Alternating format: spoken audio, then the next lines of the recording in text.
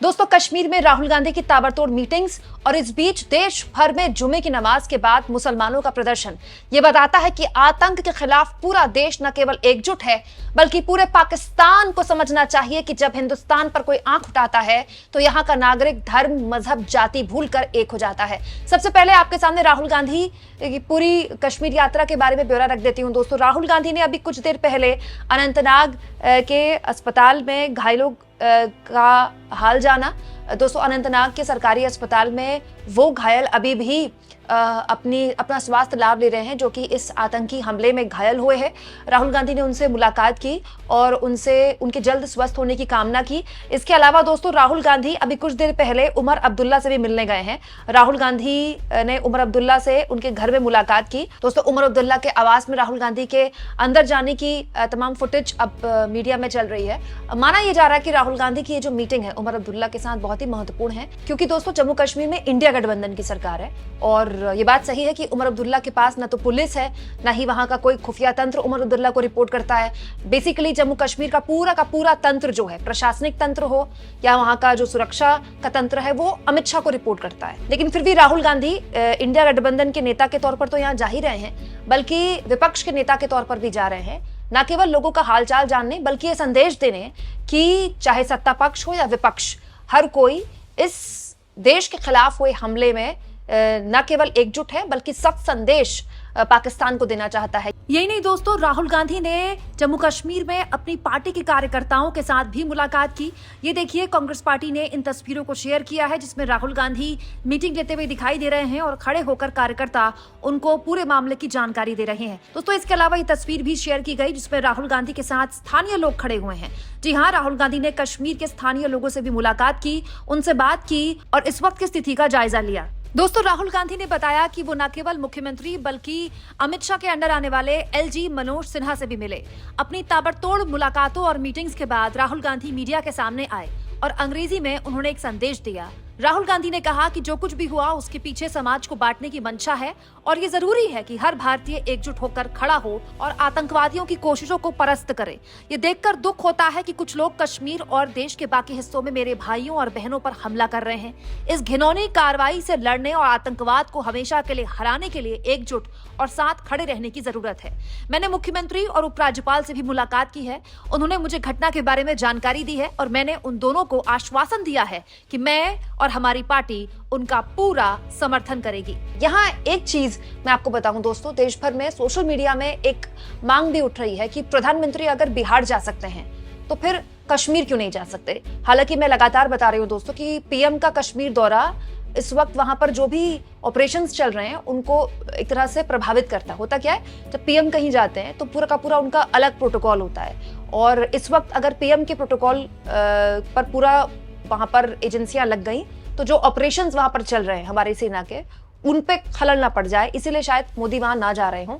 लेकिन कहने वाले कह रहे हैं कि अगर मोदी कश्मीर नहीं जा सकते थे तो मोदी को बिहार भी नहीं जाना चाहिए था, क्योंकि कल से सोशल मीडिया में तमाम तरह की फोटोज और वीडियोस के साथ दोस्तों ये फोटो और ये वीडियो मोदी की राजनीति में पलीता लगा रही है। हर कोई बार बार हर दूसरा पोस्ट मोदी की नीतीश कुमार के साथ मुस्कुराती और चहचहाती हुई तस्वीरों से भरा हुआ। दोस्तों, हर कोई ये जानना चाहता है कि इस आतंकी हमले में मारे गए लोगों के परिवार वालों के अभी आंसू भी नहीं सूखे थे तो ऐसी हाथी ठिठोली करने की मोदी जी को क्या जल्दी थी। हालांकि दोस्तों, ये तो सब राजनीतिक बातें हैं। महत्वपूर्ण यह है कि कश्मीर में लगातार हमारे सेना चीफ भी इस वक्त कश्मीर में ही है, ताबड़तोड़ वहां पर ऑपरेशन चल रहे हैं। हालांकि इस बीच दोस्तों एक बिल्कुल अलग तरह की खबर भी देखने को मिली है। मैं चाहती हूँ कि आप इस वीडियो को देखें, इस वीडियो में देखें जिसमें जामा मस्जिद में आज जुमे की नमाज के बाद जबरदस्त तरीके से विरोध किया गया। मुसलमान भाइयों ने न केवल जामा मस्जिद की सीढ़ियों में खड़े होकर विरोध प्रदर्शन किया बल्कि हिंदू मुसलमान भाईचारे जिंदाबाद के नारे भी लगाए। सुनिए, क्योंकि ये जो आवाज है ये पाकिस्तान तक जानी बहुत जरूरी है।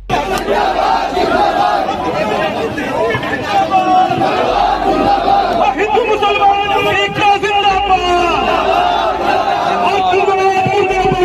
दोस्तों, केवल दिल्ली ही नहीं, देश भर के अलग अलग हिस्सों में जो मुस्लिम समाज है वो मुखरता से सोशल मीडिया में और सड़कों पर उतर रहा है और ना केवल इस आतंकी हमले की निंदा कर रहा है बल्कि सरकार से मांग भी कर रहा है कि सरकार इस मामले में कोई सख्त फैसला ले और ऐसा फैसला ले कि आतंकवादियों की 7 पुश्तों की रूह कांप जाए। दोस्तों, दरगाह अजमेर शरीफ के गद्दा नशीन और चिश्ती फाउंडेशन के अध्यक्ष हाजी सैयद सलमान चिश्ती ने बाकायदा एक वीडियो संदेश जारी करके सरकार को फुल सपोर्ट दिया है और कहा है कि आतंक का जवाब सख्त एक्शन लेकर दिया जाना चाहिए। आदाब, सलाम और बहुत बहुत दुआओं के साथ हाजी सैयद सलमान चिश्ती, गद्दी नशीन, दरगाह अजमेर शरीफ, चेयरमैन चिश्ती फाउंडेशन।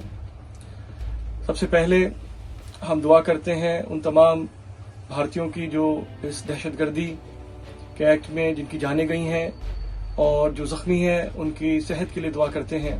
कुरान शरीफ में जो आयत है कि एक बेकसूर इंसान को मारना ऐसा है कि पूरी इंसानियत को मारना, तो हम भारत सरकार से, आर्म फोर्सेस से अपील करते हैं कि इन दहशतगर्दों को उनके ठिकानों पर पहुंचाया जाए और जो उनके हाइड आउट्स हैं उनको निस्तेनाबूद किया जाए, एलिमिनेट किया जाए।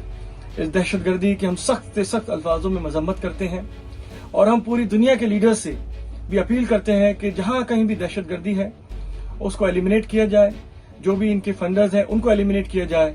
और ये अटैक सिर्फ भारतीयों पे नहीं बल्कि पूरी इंसानियत पे है। The world leaders should come together in condemning this and act decisively. ये वक्त है कि हम इन दहशतगर्दों के खिलाफ एक ऐसा कदम उठाएं कि इसके बाद कोई दहशतगर्द ना तो बचे और ना ही कोई ऐसी हिमाकत कर सके किसी इंसान के खिलाफ। यही दुआ है अजमेर दरगाह शरीफ से। आदाब और बहुत बहुत सलाम। दोस्तों, पाकिस्तान, उसकी आर्मी और उसकी आईएसआई, उसका दशकों से एक एजेंडा रहा है भारत को लगातार आतंक के जख्म देना।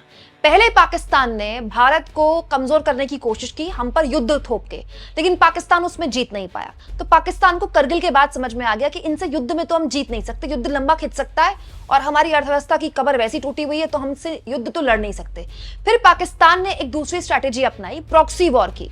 उस प्रॉक्सी वॉर के जरिए देश भर के अलग अलग हिस्सों में आतंकवादी घटनाओं को अंजाम दिया गया और खास तौर पर कश्मीर को टारगेट किया गया।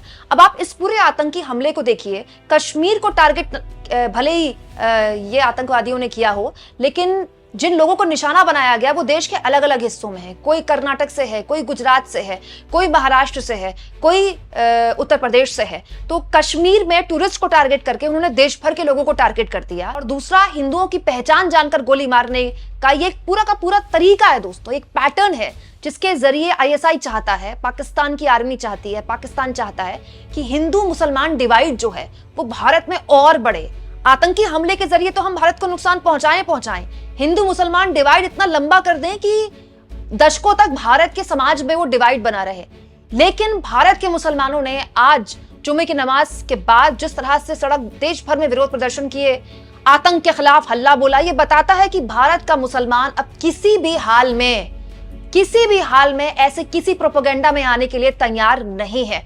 ये ना केवल भारत की गंगा जमुनी तहजीब की एक जीत है, बल्कि यह भी बताता है दोस्तों कि हम पर लगातार हमले भले ही होते रहे हों, लेकिन हम हर बार मजबूती से उससे बाहर आते हैं, अपने दुश्मनों को न केवल जवाब देते हैं बल्कि अपनी गलतियों से भी सबक लेते हैं। दोस्तों, आप इस मुद्दे पर क्या सोचते हैं कमेंट बॉक्स में जरूर लिखें और जितना हो सके चैनल को शेयर करें, सब्सक्राइब करें और थैंक्स और ज्वाइन की ऑप्शन से अगर आप चाहें तो कुछ आर्थिक मदद भी चैनल की जरूर करें।